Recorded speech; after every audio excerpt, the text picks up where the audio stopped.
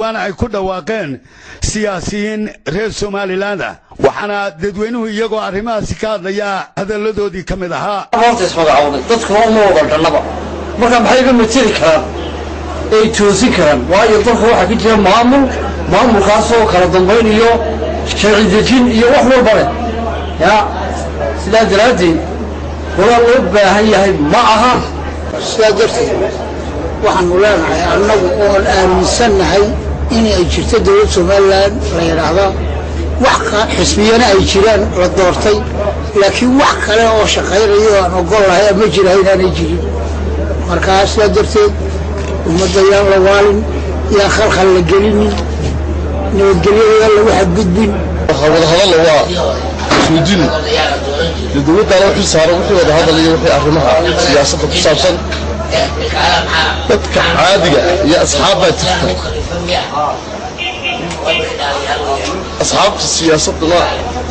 rayigooda way jeedi karaan si xora dadka ay foodo abuuray wala qas abuuray wala iska kalaayay dadka siyaasiyiinta kale waa midoobayna waxa ku midoobayna urur aan dastuur ku ogoleyn waa amal foodo iyo inta joogsay mar yaani laga dayan yaani noqon moral xun oo laga daydo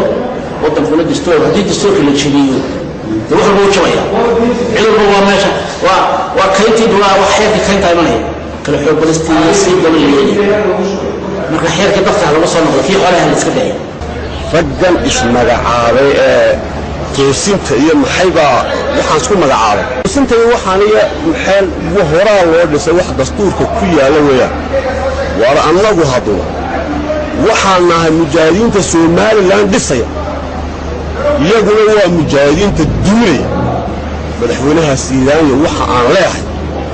waa in uu tallaabo sharci ka qaadaa xukuumaddu inay la hadasho kuwa ma ahade